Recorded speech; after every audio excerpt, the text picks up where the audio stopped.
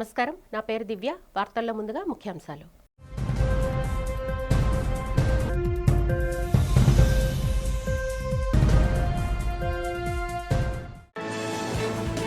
అమరావతిలో లోక్భవన్లో పండగ వాతావరణంలో ఆహ్లాదంగా కొనసాగిన అట్ హోం కార్యక్రమంలో పాల్గొని గవర్నర్ ఆత్మీయ విందుని స్వీకరించిన ముఖ్యమంత్రి చంద్రబాబు దంపతులు, ఇతర ప్రముఖులు.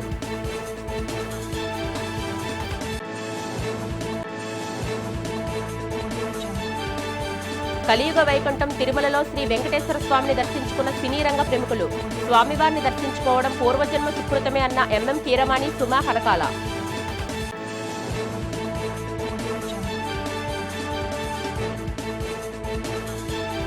విశాఖలో అట్టహాసంగా పునఃప్రారంభమైన స్వర్ణభారతి ఇండోర్ స్టేడియంను ప్రారంభించిన Visakha MP Sribharat, mayor Peela Srinivas, MLA Vishnukumar రాజు.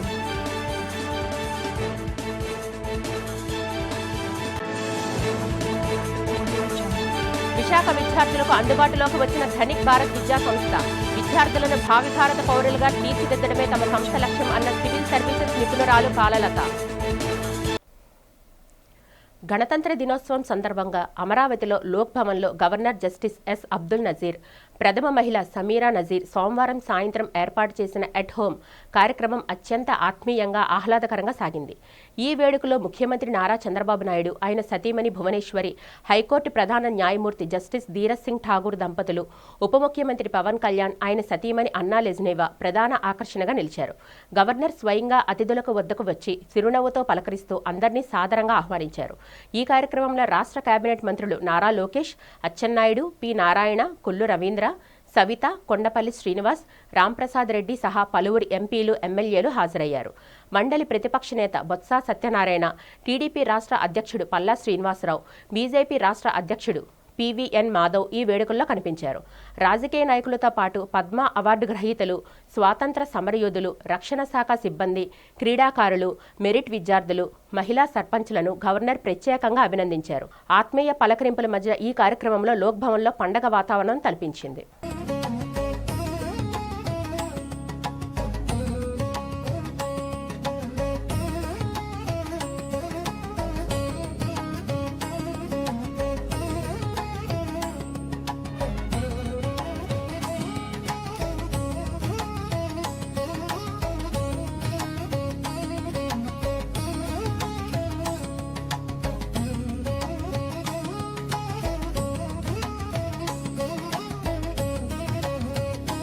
కలియుగ వైకుంఠం తిరుమల క్షేత్రం ప్రముఖుల సందడితో కలకల్లాడింది. మంగళవారం ఉదయం విరామ సమయంలో పలువురు సినీ రంగ ప్రముఖులు శ్రీ వెంకటేశ్వర స్వామిని దర్శించుకుని మొక్కులు చెల్లించుకున్నారు. ప్రముఖ సంగీత దర్శకుడు, ఆస్కార్ అవార్డు గ్రహీత ఎంఎం కీరవాణి తన కుటుంబ సభ్యులతో కలిసి స్వామివారిని దర్శించుకున్నారు. ఆలయ అధికారులు వారికి స్వాగతం పలికి దర్శన ఏర్పాట్లు చేశారు. దర్శనం అనంతరం రంగనాయకుల మండపంలో వేద పండితులు వారికి వేద ఆశీర్వచనం చేయగా అధికారులు స్వామివారి తీర్థ ప్రసాదాలను అందజేశారు.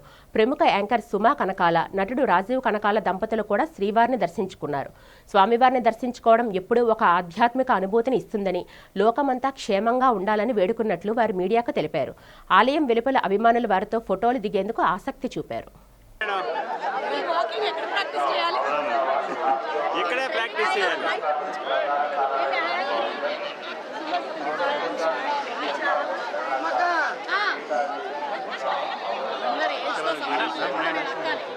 నగర నడిబొడ్డున ఉన్న స్వర్ణభారతి ఇండోర్ స్టేడియం సకల సౌకర్యాలతో ముస్తాబైంది.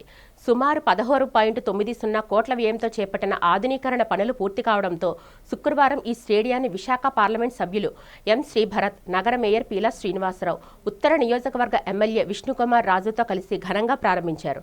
ఈ సందర్భంగా ఎంపీ శ్రీభరత్ మాట్లాడుతూ అంతర్జాతీయ స్థాయి క్రీడా పోటీలు, ట్రోఫీలకు వేదికగా నిలిచేలా స్టేడియాన్ని తీర్చిదిద్దినట్లు తెలిపారు. పూర్తి స్థాయి సెంట్రల్ ఎయిర్ కండిషనర్ సౌకర్యం, 1750 మంది కూర్చునేలా నూతన సిట్టింగ్ ఏర్పాటు, 6 ఆధునిక బ్యాడ్మింటన్ కోర్టులు, అత్యాధునిక ఫైర్ ఫైటింగ్ సిస్టమ్ మరియు సీసీ కెమెరాల నిఘా క్రీడాకారులపై ఆర్థిక భారం పడకుండా స్టేడియం నిర్వహణ చేపడతామని ఆయన హామీ ఇచ్చారు. ఎమ్మెల్యే విష్ణుకుమార్ రాజు మాట్లాడుతూ ఆరోగ్య వికాసానికి క్రీడలు ఎంతో అవసరమని, యువతను క్రీడల వైపు మళ్లించేందుకు ఇటువంటి మౌలిక సదుపాయాలు దోహదపడతాయని అన్నారు. మేయర్ శ్రీనివాసరావు మాట్లాడుతూ నగర అభివృద్ధిలో భాగంగా క్రీడా ప్రాంగణాలకు ప్రాధాన్యత ఇస్తున్నామని పేర్కొన్నారు. ఈ కార్యక్రమంలో జిల్లా collector MN Harendra Prasad, GVMC commissioner Ketan Garg, deputy mayor D Govindareddy, స్థానిక కార్పొరేటర్లు, నగరపాలక సంస్థ అధికారులు, వివిధ క్రీడా సంఘాల ప్రతినిధులు మరియు క్రీడాకారులు పాల్గొన్నారు.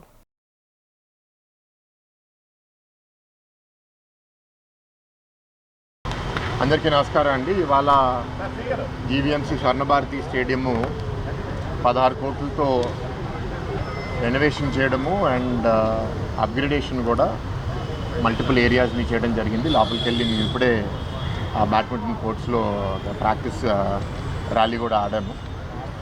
అంటే పబ్లిక్ యూటిలిటీ కోసము సెంట్రల్ లొకేషను ఇంత మంచి ఫెసిలిటీ చాలా డెవలప్డ్ కండిషన్కి వెళ్ళిపోవడం బాధాకరం గతంలో. అందుకే వాళ్ళు ఏంటంటే కేంద్ర ప్రభుత్వం సహాయంతో దీన్ని చాలా బాగా అప్గ్రేడ్ చేశారు. అండ్ మంచి సీట్స్ కూడా 1750 సీట్లు ఫోల్డబుల్, ఇంక్లూడింగ్ ఎక్స్ట్రా ఏరియా కలిపితే ఇంచుమించు 2000 మంది మనం ఏ ఈవెంట్ కండక్ట్ చేసినా సరే, ఎందుకంటే బ్యాడ్మింటనే కాకుండా ఇండోర్ ఏ గేమ్ అయినా, బాస్కెట్బాల్ అయినా సరే, కొత్తగా వచ్చిన పికిల్ బాల్ అయినా, కబడ్డీ అయినా, వాలీబాల్ అయినా, మనం అనేక national international tournaments competitions conduct చేయడానికి ఇది చాలా సూటబుల్గా ఉంటుంది. అండ్ యాన్యువల్ మెంబర్షిప్ రూపంలో ప్లేయర్స్, సీనియర్ సిటిజన్స్ అందరికీ మెంబర్షిప్ ఇచ్చి స్లాట్ బుకింగ్ పెట్టి they are going to do అని అది పూర్తి స్థాయిలో కంప్లీట్ చేయాలనే ఉద్దేశంతో ఇంక్లూడింగ్ ఎయిర్ కండిషనింగ్ అన్నీ చేసి రూఫ్ కూడా 4 లేయర్లు రూఫ్ పెట్టి డ్యామేజ్ కాకుండా ఫ్యూచర్లో ఒక లైఫ్ వచ్చే విధంగా ఈ రెనోవేషన్ అనేది చేపట్టడం జరిగింది. సో ప్రజలకి అందుబాటులో తీసుకురావడం వల్ల చాలామందికి ఇది మేలు జరుగుతుంది. ప్రైవేట్ పరంగా కాకుండా జీవీఎంసీకి ఒక మంచి పేరు తెచ్చే ఈ ఇండోర్ స్టేడియంగా ఉంటుంది. శుభసూచకం అనుకోవాలి. ఎందుకంటే గత ప్రభుత్వంలో ఇది ఏదైతే మన స్వర్ణ భారత్ ఉందో, స్వర్ణ భారత్ కూడా ఆ రోజు వర్క్ స్టార్ట్ చేయడం, కలెక్టర్ గారు ఆ టైంలో కలెక్టర్ గారు కూడా లేరు, వీళ్ళేమో ఆ టైంలో వర్క్ స్టార్ట్ చేయడం, ఈ టైంకి పూర్తి కావడం, రూల్గా అయితే లేట్గా వర్క్ పూర్తి జరగడం మాత్రం వాస్తవం. అనారోగ్యంతో ఇబ్బంది పడుతున్న పేద కుటుంబాలకి ముఖ్యమంత్రి సహాయ నిధి కొండంత అండగా నిలుస్తుందని రాష్ట్ర హోంమంత్రి వంగలపూడి అనిత అన్నారు. నక్కపల్లిలో తన క్యాంపు కార్యాలయంలో పాయకరావుపేట నియోజకవర్గ పరిధిలో 4 మండలాలకు చెందిన పలువురు లబ్ధిదారులకు ఆమె చెక్కులను అందజేశారు. ఈ సందర్భంగా హోంమంత్రి అనిత యజ్జల వెంకటనారాయణ, పి సత్య, అశ్విని, రాము, శ్రీను, మల్లేశ్వరి, కీర్తి సురేష్, శివశంకర్లకు చెక్కులను అందజేశారు. అనంతరం మంత్రి మాట్లాడుతూ ఎన్డీఏ ప్రభుత్వం ప్రజా సంక్షేమానికి అత్యధిక ప్రాధాన్యత ఇస్తుందని, అర్హులైన ప్రతి పేదవాడికి ప్రభుత్వ సాయం అందేలా చూస్తామని హామీ ఇచ్చారు. అత్యవసర పరిస్థితుల్లో వైద్యం కోసం ఇబ్బంది పడేవారికి ఈ నిధులు ఎంతో వెసులుబాటు కల్పిస్తాయని పేర్కొన్నారు. ఈ కార్యక్రమంలో స్థానిక ప్రజా ప్రతినిధులు, లబ్ధిదారులు మరియు కూటమి నాయకులు పాల్గొన్నారు.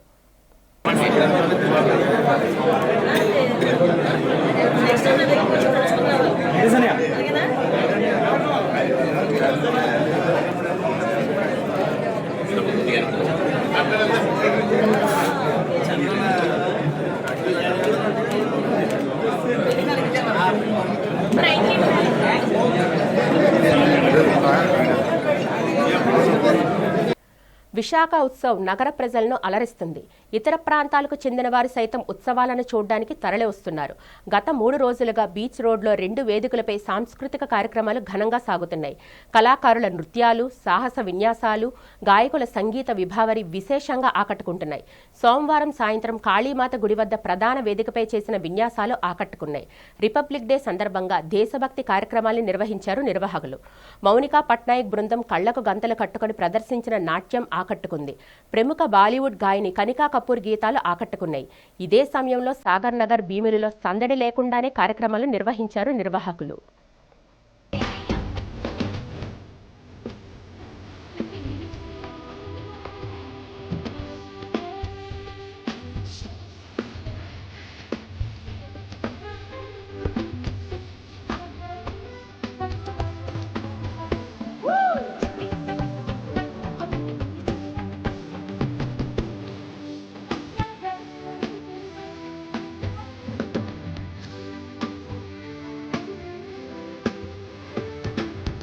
బంగ్లాదేశ్లోని బాగర్హాట్ జైలులో గడిచిన కొద్ది రోజులుగా శిక్ష అనుభవిస్తున్న 23 మంది భారతీయ మత్స్యకారులు మంగళవారం విడుదలయ్యారు.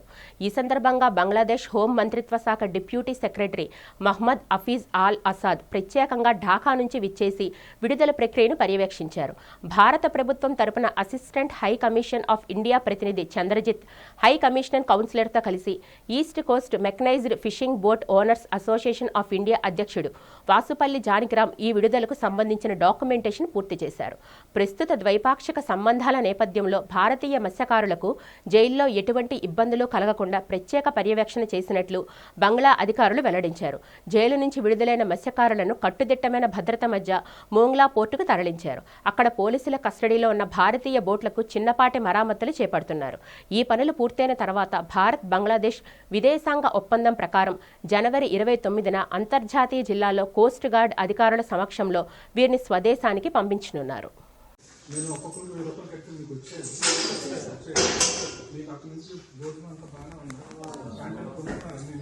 వారానికి 5 రోజుల పనిదినాన్ని తక్షణమే అమలు చేయాలని డిమాండ్ చేస్తూ United Forum of bank union ఆధ్వర్యంలో మంగళవారం విశాఖలో బ్యాంకు ఉద్యోగుల భారీ ధర్నా నిర్వహించారు.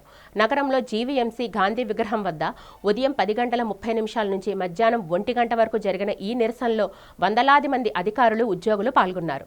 కార్యక్రమాన్ని ప్రారంభించిన విశాఖ జిల్లా ఏఐటియుసి ప్రధాన కార్యదర్శి జీఎస్జే అచ్యుతరావు మాట్లాడుతూ కేంద్రంలో బీజేపీ ప్రభుత్వం కార్మిక చట్టాలను కాలరాస్తుందని విమర్శించారు.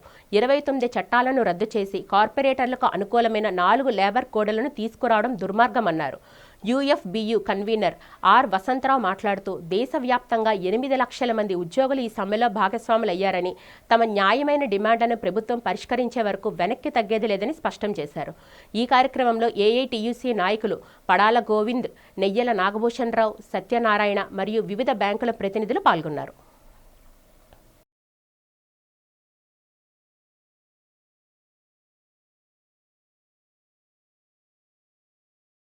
ఈరోజు మా ప్రధానమైన డిమాండ్ ఏమనగా బ్యాంకుల్లో 5 రోజుల పనిదినం అమలు చేయాలని ఈ ప్రధానమైన డిమాండ్తో ఈరోజు దేశవ్యాప్తంగా 8 లక్షల మంది అధికారులు ఉద్యోగులు సమ్మెకు దిగామండి.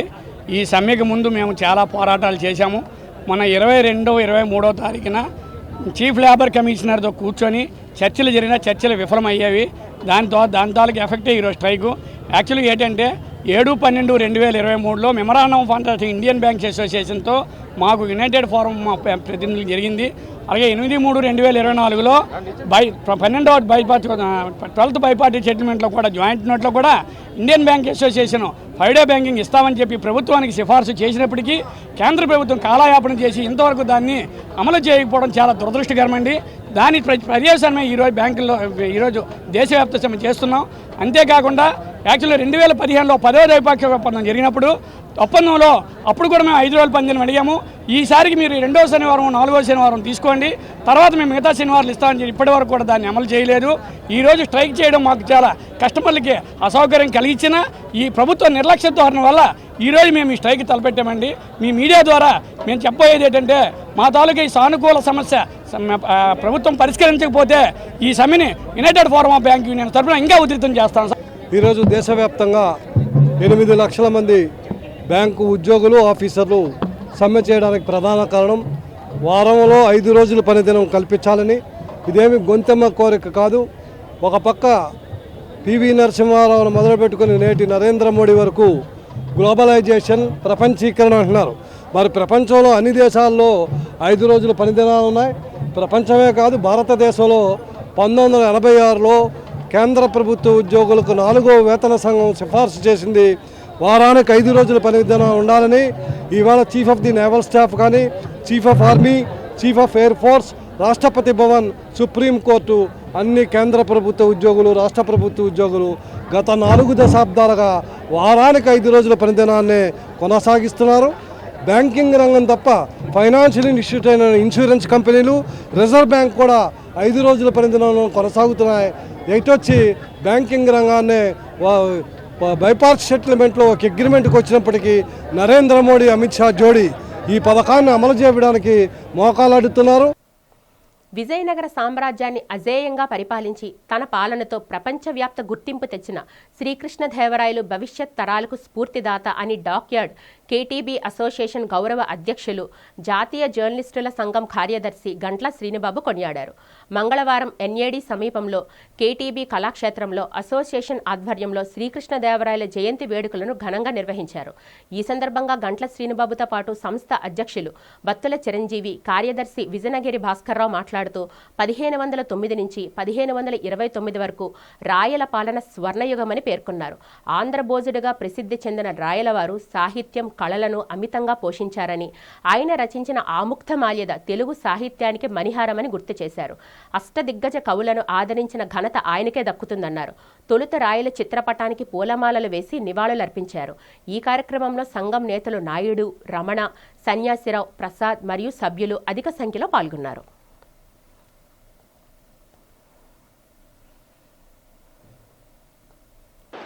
డాక్యార్డ్ కేటీబీ కళాక్షేత్రంలో ఈరోజు శ్రీకృష్ణదేవరాయలు గారి జయంతి వేడుకలు ఘనంగా నిర్వహించుకోవడం జరిగింది.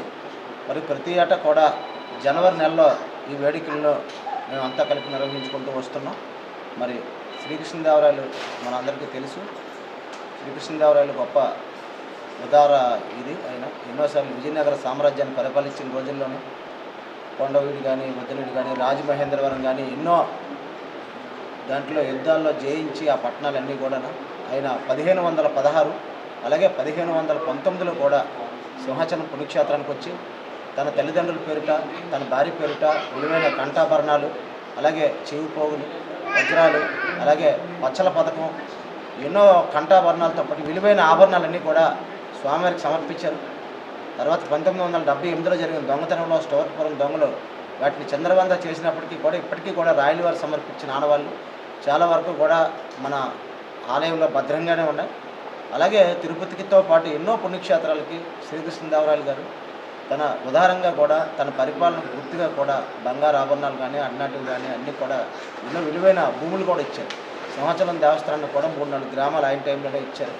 కాబట్టి రాయలవారు అనేవారు ఏ ఒక్కరి సొత్తు కాదు, మన అందరికీ, తెలుగు వారందరికీ కూడా గర్వకారణం. ఆయన పరిపాలనలో విజయనగరం సామ్రాజ్యం ఒక వైభవంగా వెలిగింది. ఆ రోజుల్లో వజ్రాలని రాసులుగా పోసుకునేవారు. అందుకనే ఆయన్ని విద్యార్థులను భావి భారత నాయకులుగా తీర్చిదిద్దే లక్ష్యంతో 2026-27 విద్యా సంవత్సరానికి గాను ధనిక్ భారత్ విద్యా సంస్థలను ప్రారంభిస్తున్నట్లు యాజమాన్యం ప్రకటించింది. ఈ సందర్భంగా మంగళవారం విశాఖలో ఓ హోటల్లో నిర్వహించిన మీడియా సమావేశంలో సంస్థ డైరెక్టర్, ప్రముఖ సివిల్ సర్వీసెస్ శిక్షణ నిపుణురాలు బాలలత మరియు బోర్డ్ ఆఫ్ డైరెక్టర్లు ఈ వివరాలను వెల్లడించారు. ఆంధ్రప్రదేశ్, తెలంగాణ రాష్ట్రాల్లో ఇంటర్మీడియట్ విద్యను బలోపేతం చేస్తూ కేవలం ర్యాంకులే కాకుండా సంపూర్ణ వ్యక్తిత్వ వికాసం, విలువలతో కూడిన విద్యను అందించడమే తమ ప్రధాన ఉద్దేశమని తెలిపారు. ఐఐటి, జేఈఈ, నీట్ వంటి పోటీ పరీక్షల కోసం ప్రత్యేక ఇంటర్మీడియట్ ఇంటిగ్రేటెడ్ ప్రోగ్రామ్స్ నిర్వహిస్తున్నట్లు పేర్కొన్నారు. ఈ సంస్థకు Lloyd group CMD Vikram Narayanarao వ్యవస్థాపకులుగా వ్యవహరిస్తుండగా విద్యారంగంలో అపార అనుభవం ఉన్న సురేంద్ర, పెండ్యాల మస్తాన్రావు, కొండముడి రవీంద్ర కుమార్, వి గిరిబాబు, అండా రాంబాబు, కె సాంబశివరావు మరియు డాక్టర్ సెలిం వంటి నిపుణులు బోర్డు సభ్యులుగా దిశానిర్దేశం చేస్తున్నారు. విద్యార్థుల్లో ఒత్తిడి లేని అభ్యాసం కొరకు కౌన్సిలింగ్, లైఫ్ స్కిల్స్, భవిష్యత్తు సవాళ్లను ఎదుర్కొనేలా కెరీర్ ఓరియంటెడ్ శిక్షణపై ప్రత్యేక దృష్టి సారిస్తున్నట్లు వారు వివరించారు. సమావేశంలో సంస్థ ప్రతినిధులు మరియు సిబ్బంది పాల్గొన్నారు. మొత్తం 2 తెలుగు రాష్ట్రాల్లో ఇంటర్మీడియట్ విద్యలో ఉన్న గ్యాప్స్ని ఫుల్ చేయడం కోసం ప్రస్తుతం ధనిక్ భారత్ విద్యా సంస్థలు Dhanik Bharat intermediate college start చేస్తున్నాయి. అసలు ఈ ధనిక్ భారత్ అనే పేరు వెనకాల చాలా పెద్ద అర్థం ఉందండి. మనకు తెలుసు, భారతదేశం ఇప్పటికీ కూడా మన తరతరాల నుంచి అభివృద్ధి చెందుతున్న దేశంగా ఉంది. కాబట్టి దాన్ని అభివృద్ధి చెందిన దేశంగా చేయాలన్న సదుద్దేశంతో విక్రమ్ నారాయణరావు గారు ఎవరైతే ఉన్నారో ఆయన లాయిడ్ గ్రూప్ చైర్మన్ అండి. లాయిడ్ గ్రూప్ అంటే చాలా famous health care company and చాలా రకరకాల కంపెనీస్ కూడా ఉన్నాయి లాయిడ్ గ్రూప్ కింద. సార్ అక్కడ ఫార్మా అంత పెద్ద వ్యవస్థలో ఆయన చూసిన సక్సెస్ తర్వాత విద్యా వ్యవస్థలో మార్పులు చేయడానికి ప్రత్యేకంగా తెలుగు రాష్ట్రాల్లో ఇప్పుడున్న డెమోగ్రఫిక్ డివిడెండ్ ఏదైతే ఉందో, యువత ఎవరైతే ఉన్నారో వాళ్ళకి దిశానిర్దేశం చేయడానికి ఇంటర్మీడియట్ కాలేజ్ స్టార్ట్ చేస్తున్నారు. ప్రత్యేకత ఏంటంటే చాలా ఇంటర్మీడియట్ కాలేజెస్ ఉన్నాయి ఆంధ్ర తెలంగాణలో. మనం చూస్తే మన లోకల్ కాలేజెస్ కావచ్చు, పాన్ ఇండియా కాలేజెస్ కావచ్చు. కానీ మాది విభిన్నమైన ఆలోచన అండి. ధనిక్ భారత్ అంటే సమృద్ధి అని అర్థం. ధనిక్ అంటే సమృద్ధి అంటే టెక్నాలజీ పరంగా కావచ్చు, లేకపోతే నాలెడ్జ్ పరంగా కావచ్చు, లేకపోతే మన కల్చర్ పరంగా కావచ్చు, అన్నిట్లో సమృద్ధి గల పౌరులను తయారు చేసేందుకు ముఖ్యంగా 10th క్లాస్ తర్వాత ఇంటర్మీడియట్ అనేది చాలా ఇంపార్టెంట్ కాబట్టి, ట్రాన్స్ఫర్మేటివ్ ఏజ్ కాబట్టి ఆ దశలో పిల్లల్ని కనుక బాగు చేయగలిగితే, వాళ్ళని బెటర్ చేయగలిగితే ఇంకాస్త బెటర్ సిటిజన్స్ తయారవుతారు. ఈ ధనిక్ భారత్ మిషన్లో నుంచి ఒక భాగమే విద్యా సంస్థల స్థాపన అనమాట. ఈ విద్యా సంస్థలను కూడాను మేము ఎస్పెషల్లీ ఇంటర్మీడియట్కి ఎందుకు చూస్ చేసుకున్నాము అని అంటే, ఇంటర్మీడియట్, ఐఐటి, జేఈ, నీట్ వీటికి ఎందుకు చూస్ చేసుకున్నాము అని అంటే, ఇది వచ్చేసరికి అడలసెంట్స్ అంటే మన కౌమార దశలో ఉండే ఏజ్ అనమాట. ఇది 15 to 18 years మధ్య ఉన్న వాళ్ళందరూ కూడా ఇంటర్మీడియట్లో ఉంటారు. ఈ ఏజ్లోనే యాక్చువల్గా వాళ్ళ కెరీర్కి సంబంధించిన వాళ్ళకి నెక్స్ట్ ఇంజనీరింగ్ కానీ, లేకపోతే డాక్టర్ అవ్వాలన్నా, లేకపోతే ఐఏఎస్, ఐపీఎస్ అవ్వాలన్నా సరే, ఏం అవ్వాలన్నా సరే వాళ్ళ కెరీర్కి సంబంధించిన మోస్ట్ క్రూషియల్ పీరియడ్ ఈ ఇంటర్మీడియట్ అన్నమాట.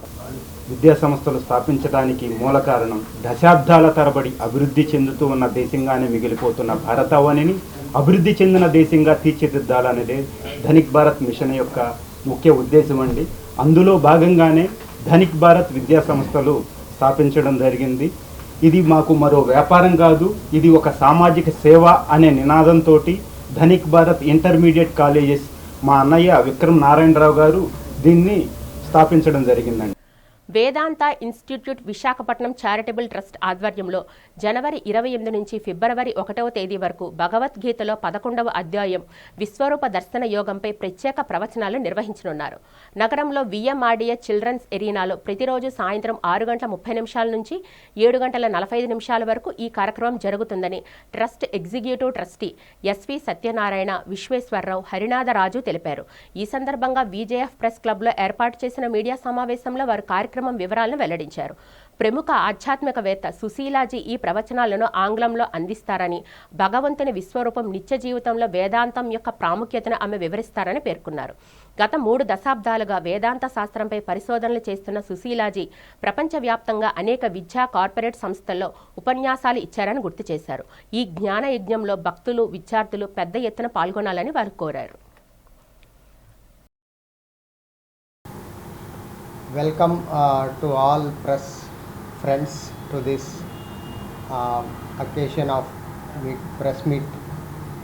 On behalf of Vedanta Institute Visakhapatnam, a registered charitable trust is organizing Bhagavad Gita discourses lecture series from tomorrow 28th January 26 to February 1st on Bhagavad Gita chapter 11, the yoga of cosmic form is the chapter. జీవించడం ఒక కళ. ఈ కళ ఏంటంటే మనందరం కాలక్రమేణా మర్చిపోయాం. జీవించడం ఒక కళ. భగవద్గీత ఏంటంటే జీవించడానికి ఒక మాన్యువల్ లాంటిది. ఎలా జీవించాలి, మన ప్రపంచంలో ఎదుర్కొనే సవాళ్ళను ఎలా ఎదుర్కోవాలి, ప్రపంచం నుంచి వచ్చే సవాళ్ళను ఎలా ఎదుర్కోవాలి, వీటన్నిటి గురించి మనకి భగవద్గీతలో చాలా విపులంగా చెప్పారు. ప్రముఖ వజ్రాల, బంగారు ఆభరణాల సంస్థ కిస్నా డైమండ్స్ అండ్ జ్యువెలరీ తమ ఖాతాదారుల కోసం నిర్వహించిన మెగా లక్కీ డ్రా విజేతలను ప్రకటించింది. విశాఖపట్నం సంపత్ వినాయక ఆలయ రోడ్డులో షోరూం మరియు గాజువాక షోరూంలలో నిర్వహించిన ఈ డ్రాలో 2 లక్కీ కస్టమర్లు కార్లను గెలుచుకున్నారు. గాజువాక షోరూం డ్రాలో అనంతలక్ష్మి, విశాఖ షోరూం డ్రాలో మౌనిక విజేతలుగా నిలిచారని కిస్నా ఫ్రాంచైజ్ అధినేత కె రాంబాబు వెల్లడించారు. విశాఖ షోరూం వద్ద నిర్వహించిన మెగా లక్కీ డ్రా కార్యక్రమానికి వసంత విహార్ గ్రూప్ ఎండీ వసంతబాబు ముఖ్య అతిథిగా హాజరై డ్రాను ప్రారంభించారు. అనంతరం విజేతలకు కారు తాళం చెవులను అందజేశారు. ఈ సందర్భంగా కె రాంబాబు మాట్లాడుతూ తమ షోరూంలో నాణ్యమైన వజ్రాలు, హాల్మార్క్ బంగారు ఆభరణాలతో పాటు అద్భుతమైన మోడర్న్ డిజైన్లు అందుబాటులో ఉన్నాయని తెలిపారు. విశాఖ ప్రజలు తమపై చూపిస్తున్న ఆదర అభిమానాలకు కృతజ్ఞతలు తెలుపుతూ ఈ లక్కీ డ్రాలో పాల్గొన్న ప్రతి ఖాతాదారునికి ధన్యవాదాలు తెలిపారు. ఈ కార్యక్రమంలో కిస్నా డైమండ్స్ నిర్వాహకులు K Lakshmanarao, K Bheemarao, K Damodarrao, showroom సిబ్బంది పెద్ద ఎత్తున ఖాతాదారులు పాల్గొన్నారు. నా పేరు Rambabu, Kothapalli Rambabu, Krishna diamond and gold jewellery franchise owner. ఈరోజు అన్ని షోరూమ్స్లో ఆల్ ఓవర్ ఇండియా 100 పైన డ్రాలో కార్లు ఇవ్వడం జరిగింది లాస్ట్ 10-15 డేస్ నుంచి. ఈరోజు మా స్టోర్లో ఇక్కడ సంపత్ వినాయక్ టెంపుల్ ఆపోజిట్లో ఉన్న కృష్ణ డైమండ్ స్టోర్లో కార్ డ్రా చేయడం జరుగుతుందండి. కొద్ది నిమిషాల్లో ఆ డ్రాని కంప్లీట్ చేయడం జరుగుతుంది. ఎవరు అదృష్టవంతులు ఒక 20-30 మినిట్స్లో తెలిసిపోతుంది. తర్వాత 5:30 గంటలప్పుడు 6 గంటల లోపల గాజువాకలో డ్రా చేయడం జరిగింది. అనంత లక్ష్మి అనే ఒక స్కూల్ టీచరు మేడము నారాయణ స్కూల్స్లో వర్క్ చేస్తున్నారట. తను ఐటమ్ ఏదో కొనుక్కున్నారు, దాని ద్వారా ఒక 2 కూపన్స్ రావడం జరిగింది. ఆ కూపన్ సంబంధించి ఈరోజు డ్రాలో ఆవిడ లక్కీ విన్నర్గా నిలవడం జరిగింది. కారు విన్నర్ తనే అయ్యారు.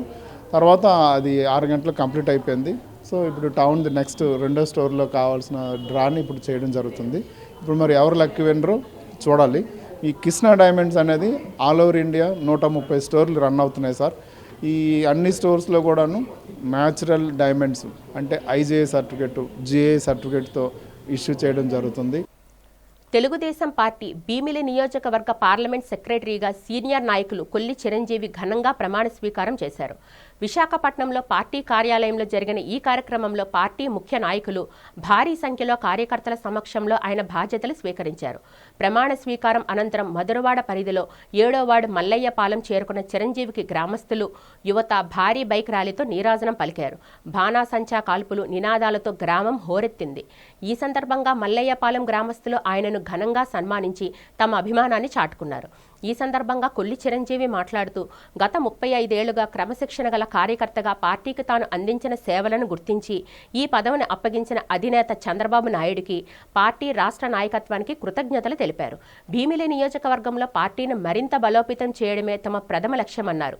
కూటమి ప్రభుత్వం అందిస్తున్న సంక్షేమ పథకాలను క్షేత్రస్థాయిలోకి తీసుకెళ్లి ప్రజలకు నిరంతరం అందుబాటులో ఉంటాను అని ఆయన స్పష్టం చేశారు. ఈ కార్యక్రమంలో కూటమి నాయకులు, తెలుగుదేశం పార్టీ ముఖ్య నేతలు, స్థానిక ప్రజాప్రతినిధులు, పెద్ద ఎత్తున కార్యకర్తలు మరియు అభిమానులు పాల్గొని ఆయనకి శుభాకాంక్షలు తెలియజేశారు.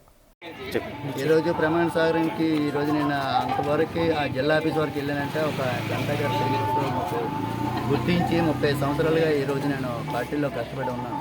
దాన్ని గుర్తించి ఇచ్చడానికి ఆయన చాలా సంతోషం. నాకు కూడా ఆయన కృతజ్ఞతలు చెప్తున్నాను ఆయనకి. ఈరోజు మన కుర్రోళ్ళు కూడా అందరూ నన్ను సహకరించి ఈరోజు అక్కడి వరకు వచ్చి నన్ను సంతోషంగా సన్మాన కార్యక్రమం కూడా మీరు జరిపించారు. ఇంకా అంతకంటే సంతోషం ఇంకెవరికి ఉండదు. నేనైతే పార్టీ కష్టపడి ఎప్పుడూ ఉంటాను. అందరికి కూడా ఏ అవసరం ఉన్నా నేను ముందుకి తీసుకెళ్తానని. అందరికీ నమస్కారం అండి. నేను 7వ టీడీపీ అధ్యక్షుడిగా మొన్నే గంటా శ్రీనివాసరావు ఆదేశాల మేరకు నియామకమయ్యాను. ఈరోజు మల్లాయపాలెం గ్రామంలో కూడా కొల్లి చిరంజీవి సీనియర్ నాయకులు కొల్లి చిరంజీవి గారిని మన గంటా శ్రీనివాసరావు గారు గుర్తించి పార్లమెంటరీ కార్యదర్శిగా ఈరోజు ప్రమాణ స్వీకారం చేయడం జరిగింది. ఆయనకి ఈ అవకాశం ఇచ్చిన గంటా శ్రీనివాసరావు గారికి మా గ్రామం తరఫున హృదయపూర్వక నమస్కారాలు తెలియజేసుకుంటున్నాం. అలాగే మన మల్లాయపాలెం గ్రామంలో తెలుగుదేశం పార్టీ పుట్టిందంటే కొల్లి పెంటయ్య ఉండేవారు.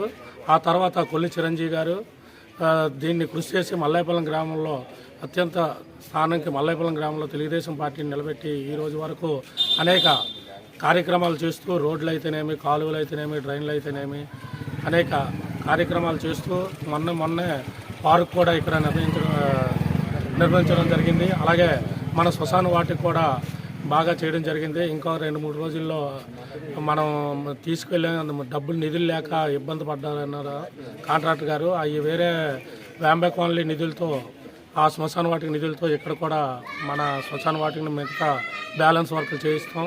అలాగే ఇప్పుడు మల్లాయపాలెం గ్రామంలో మన రామాలయం వీధిలో సిమెంట్ రోడ్లు కూడా వేయించడం జరిగింది.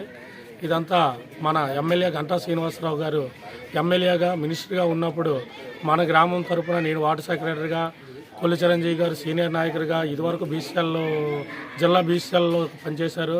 అలాగే పద్మశాలి చేనేత కార్మికుల రాష్ట్ర చేనేత కార్మికుల సంఘంలో కూడా పనిచేశారు. ఈ కృషితో ఉత్తరాంధ్ర ప్రముఖ పుణ్యక్షేత్రాలకే తలమానికంగా విరాజిల్లుతున్న సింహగిరిపై కొలువైయున్న శ్రీ వరాహలక్ష్మి నృసింహస్వామి వారి దివ్య కళ్యాణ మహోత్సవం అత్యంత వైభవంగా ఆధ్యాత్మిక శోభతో కన్నుల పండుగగా జరిగింది. ఈ పవిత్రమైన వేడుకను దర్శించి స్వామివారి కృపకు పాత్రులయ్యేందుకు భక్తులు విశేష సంఖ్యలో సింహగిరికి తరలివచ్చి పులకించిపోయారు.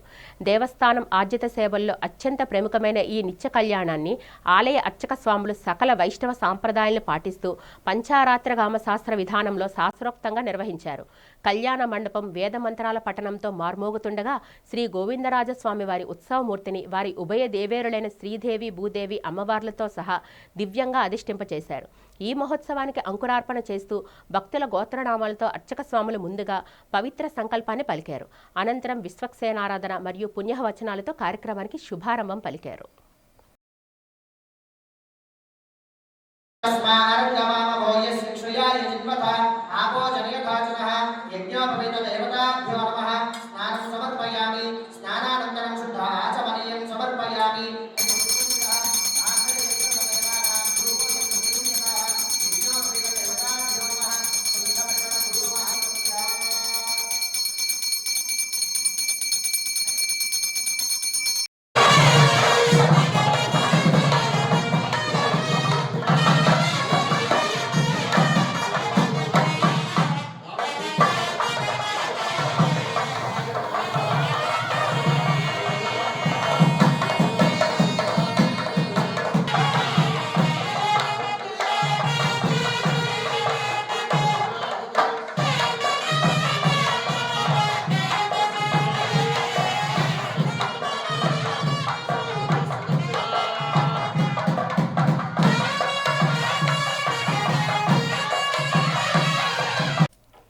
వార్తలు ముగించే ముందు ముఖ్యాంశాలు మరొకసారి చూద్దాం.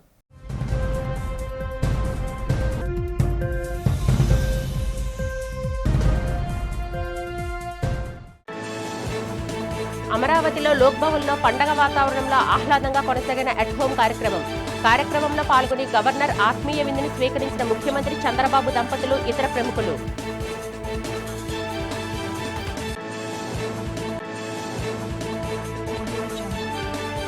కలియుగ వైకుంఠం తిరుమలలో శ్రీ వెంకటేశ్వర స్వామిని దర్శించుకున్న సినీ రంగ ప్రముఖులు. స్వామివారిని దర్శించుకోవడం పూర్వజన్మ సుకృతమే అన్న ఎంఎం కీరవాణి, సుమా హరకాల.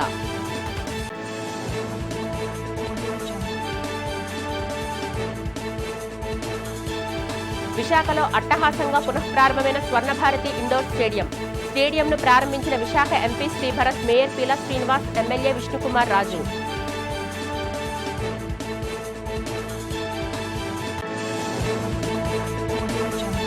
విశాఖ విద్యార్థులకు అందుబాటులోకి వచ్చిన ధనిక్ భారత్ విద్యా సంస్థ.